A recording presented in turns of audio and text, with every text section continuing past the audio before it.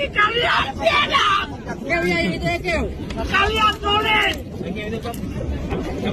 merampok negara, menyiksa rakyat.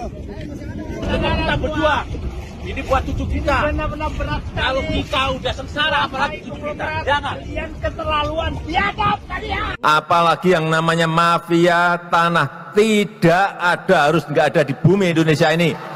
Kalau masih ada mafia yang main-main, silahkan detik itu juga gebuk. Ini meruwetkan ngurus sertifikat sengketa tanah di mana-mana. Karena apa? Rakyat belum pegang ini. Belum pegang yang namanya sertifikat. Kalau Bapak Ibu sekalian, ada yang memerlukan lahan dengan jumlah yang sangat besar, silahkan sampaikan pada saya. Akan saya carikan, akan saya siapkan. Berapa?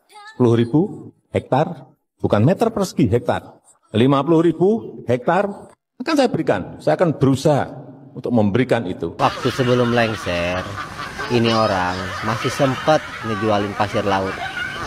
Dan sekarang baru terbongkar bahwa ada laut yang terjual. Buat kalian, warga yang ada di sekitaran Sungai Bengawan Solo, jangan sampai selip. Takutnya sungai kalian dijual pula.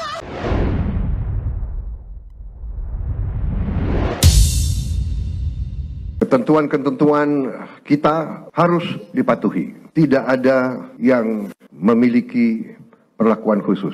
Bagi mereka yang sudah diberi kesempatan berkali-kali untuk menyelesaikan kewajiban-kewajibannya dan tidak melakukan, ya pemerintah akan melaksanakan kewajibannya, mencabut izin dan menguasai kembali lahan-lahan tersebut.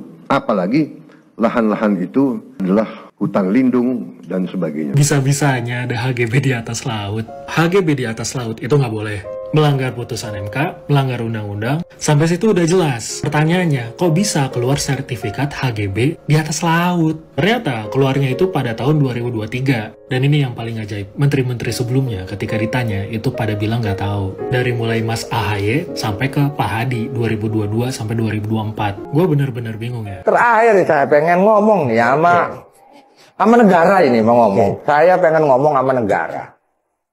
Kalau negara nggak berani sama korporasi, lingkaran yang kecil itu, saya yang akan melawan. Saya akan kerahkan rakyat Banten untuk melawan. Ingat itu. Gitu. Walaupun kecil saya berani.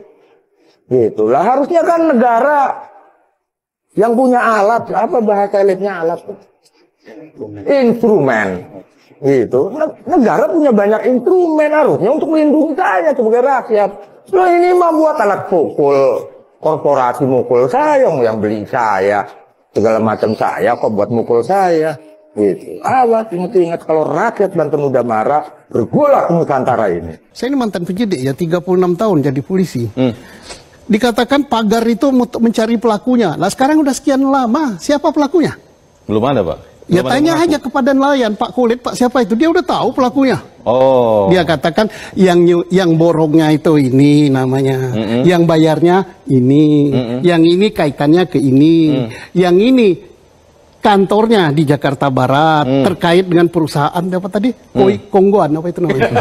Ya. Nah, jadi artinya sebagai penyidik tidak sulit lah ini. Sebenarnya tidak susah. Alah.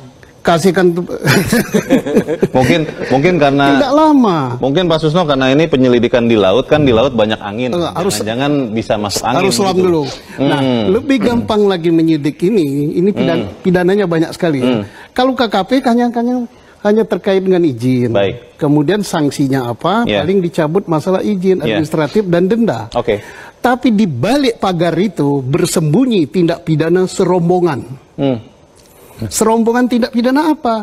Kan Pak Nusron sudah katakan benar adanya sertifikat, benar adanya pengapelingan laut.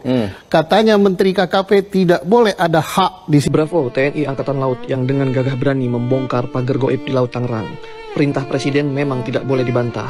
Negara tidak boleh kalah oleh mafia kapling. Negara pantang melunak kepada para peropak alam Republik ini. Negara harus hadir memastikan keselamatan dan kesejahteraan bagi rakyatnya. Segera ungkap para cecunguk yang terlibat kasus ini. Kok bisa-bisanya pejabat berwenang saat itu tidak tahu ada izin yang terbit? Memang di luar nurul kualitas geng Solo ini. Harusnya suruh para pelaku yang bongkar sendiri pagarnya bertanggungjawabkan kebiadaban Anda semua terhadap nasib ribuan nelayan yang terdampak. Teman-teman, saya berada di lokasi Tanjung Pasir Pik 2, teman-teman, yang dikatakan oleh kelompoknya si Said Gaduh. Di sini terjadi penggusuran, pemiskinan, ya, kemudian perampasan tanah masyarakat. Tapi faktanya, latihan buat TNI AL dan para nelayan yang di Banten yang sedang bekerja keras membongkar pagar bambu. Tolong Pak, sisain bangsa 20 biji. Buat apaan? Buat ngiket-ngiket para bajer. Sama rombongan aguan tuh. Biar kita iket di sono. Enak nggak rasanya diiket di laut?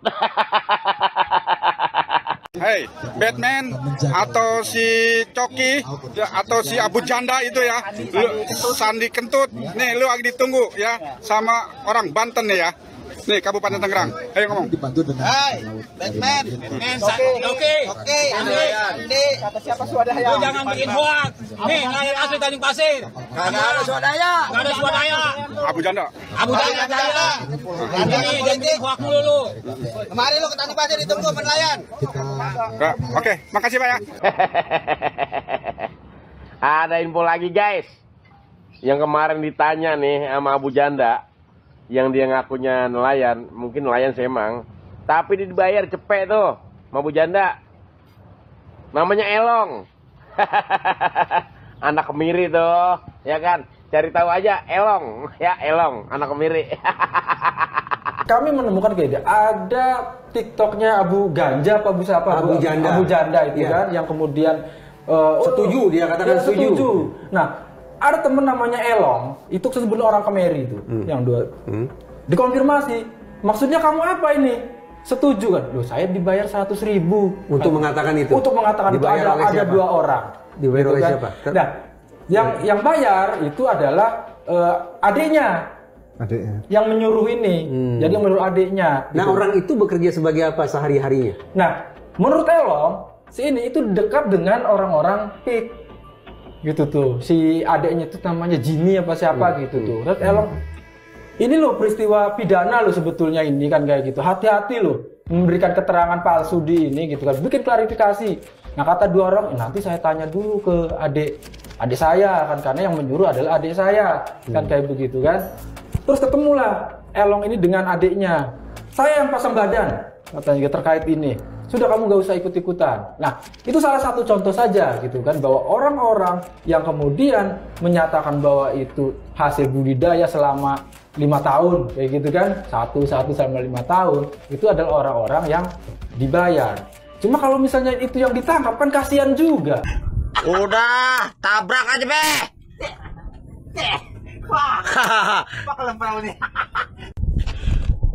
Woi Coki, Batman, nih lo lihat tuh, abis lo bambu lo bakalannya lo, bisnis ilegal lo nih setan, katanya ada surat-suratnya, kampret. Nih ada orang dalamnya nih pas ini di desa Tanjung Anom nih, urusannya begini mah, buka berak juga bontai lagi. Duit. Beraknya angin doang. Mampus lo. Yang kenyang lo gendut. Waduh, abisin Jak. Ya, abisin. Abisin. Si Coki Batman. Dah, kayak tai mulutnya. Ngebongin masyarakat aja, setan. Assalamualaikum warahmatullahi wabarakatuh. Jumpa lagi bersama saya di Mas TV Channel.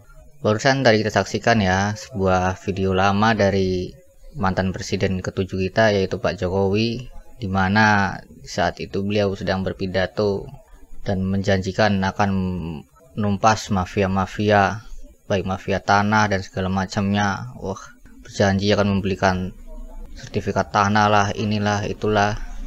Tapi ya tampaknya ya semuanya berbanding terbalik ya.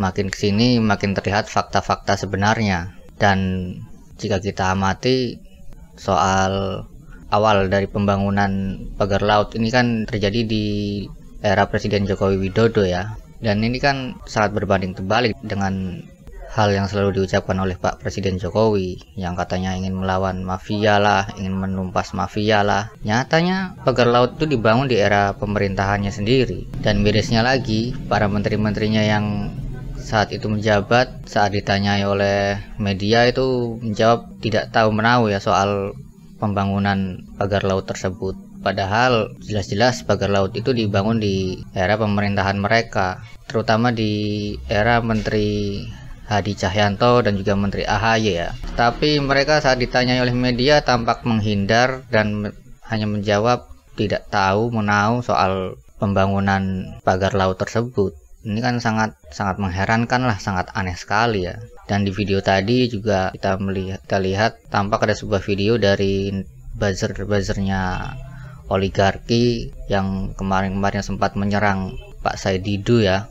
Dan kini nampaknya mereka sedang dicari atau diburu oleh warga-warga Tangerang dan warga-warga Banten karena telah menyebarkan hoak, telah membela para oligarki dan para korporasi-korporasi ya, yang dimana ya kita tahu semua itu berkaitan dengan pembangunan pagar laut di Laut Tangerang ya. Ini kan sangat miris sekali. Mungkin ya buzzer-buzzer itu hanya dibayar berapa sih, tapi kok tega gitu loh, sama rakyat kok tega saling mengkhianati gitu ya, malah memilih membela oligarki dan para korporasi yang serakah mengambil tanah-tanah rakyat, bahkan memagari laut-laut yang sangat berguna untuk para nelayan mencari nafkah dan mata pencarian ya. Ini kan dan akhirnya ya mereka sekarang mungkin terlihat tampak ketar-ketir lah setelah tahu bahwa pagarnya sudah dibongkar. Mungkin setelah ini akan diusut lebih lanjut, akan dicari tahu siapa dalang sebenarnya. Dan ya kalau saya sendiri berpendapat ya sebaiknya memang Presiden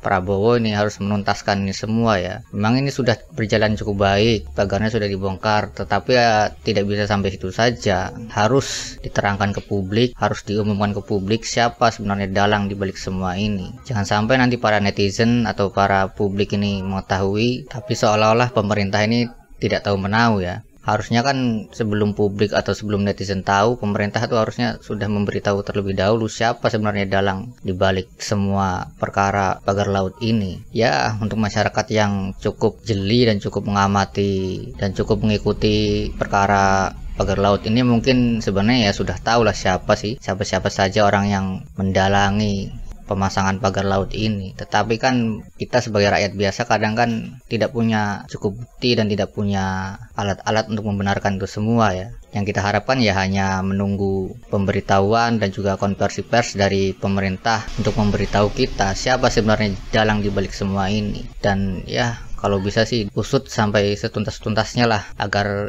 para perampok-perampok negara ini mendapatkan hukuman yang sebagaimana kita harapkan ya, agar mereka juga jera gitu, jangan mengulangi hal seperti ini lagi. Ini kan sangat merugikan negara ya. Dan bagaimana menurut pendapat kalian soal polemik pagar laut ini yang semakin hari nampaknya bisa kita lihat mulai menemukan titik terang ya, siapa sebenarnya dalang di balik semua ini. Silahkan tulis komentar kalian di kolom komentar. Wassalamualaikum warahmatullahi wabarakatuh.